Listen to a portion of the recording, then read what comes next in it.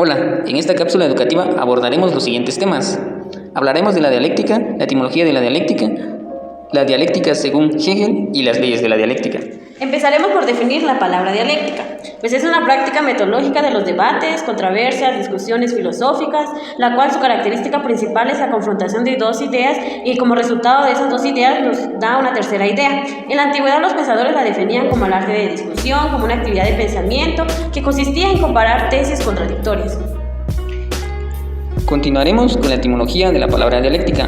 La palabra dialéctica viene del griego clásico dialéctique y suele traducirse por técnica de conversación. Se supone que en dialéctica hay influencia de la palabra teque, que significa técnica, y por ello se habla de que es una técnica o es un arte de conversación. Para continuar, hablaremos de la dialéctica según el filósofo George Hegel.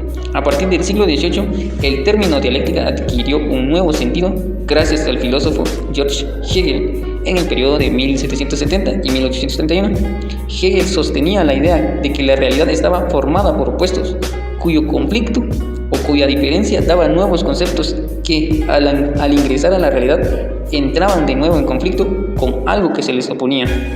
Gracias a este filósofo Hegel, el término dialéctico pasó a denominar aquellos discursos en los que se contraponen la tesis, la antítesis y la síntesis.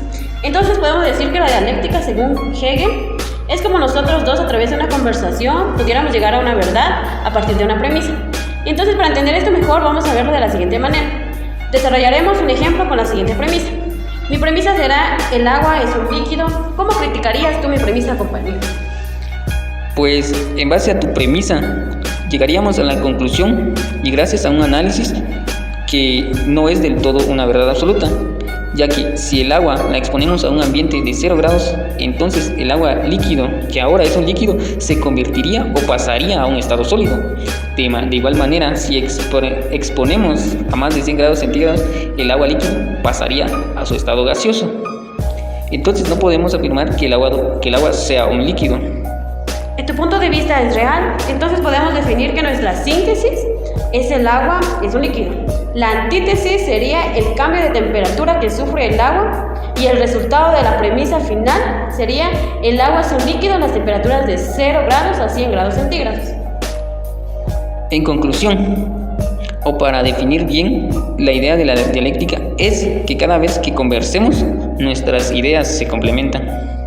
Pero este fundamento no termina aquí, ya que posteriormente fue tomado por el filósofo Karl Marx junto con Friedrich Engels en el periodo de 1818 a 1883. Ellos interpretaron la historia, la sociedad. Ellos fueron quienes desarrollaron las 3 leyes de la dialéctica que veremos a continuación. Pero antes de entrar en las 3 leyes de la dialéctica, empezaremos con un pequeño análisis de lo que son las leyes de la dialéctica.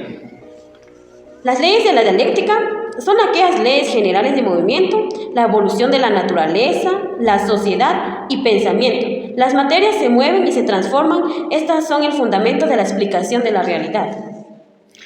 Ahora sí, ya analizando en breve lo que es las leyes de la dialéctica, entraremos al análisis de la primera ley de la dialéctica. La primera ley es la ley de la unidad y lucha de contrarios. Esta ley significa que todo tiene un contrario. Por ejemplo, la vida es contraria a la muerte, el día es contrario a la noche, el blanco es contrario al negro, el contrario de la suma es la resta. Cada unidad nos lleva a un equilibrio. Estos dos contrarios al final son útiles. Y si nos ponemos a pensar, ¿qué pasaría si solo existiría el día? No tendríamos tiempo de descansar ni de dormir.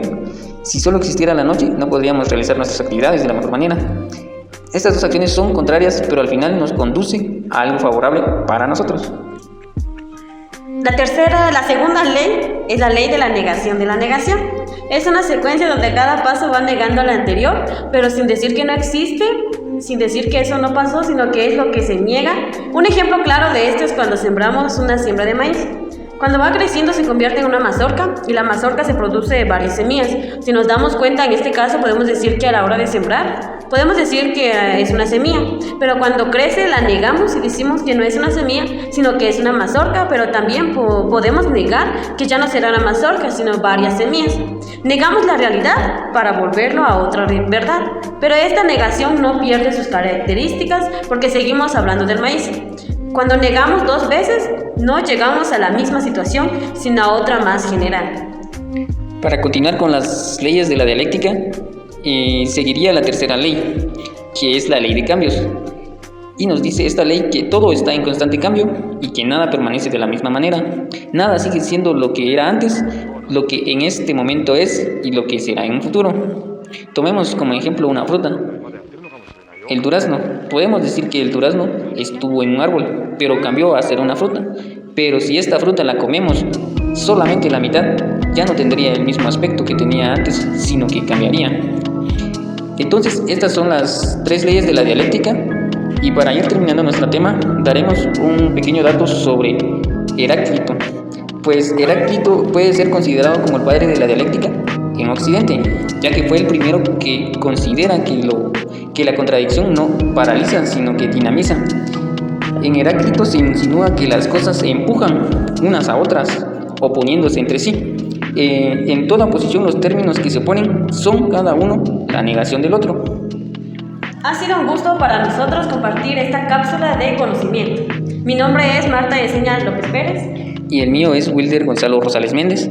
Hasta la próxima.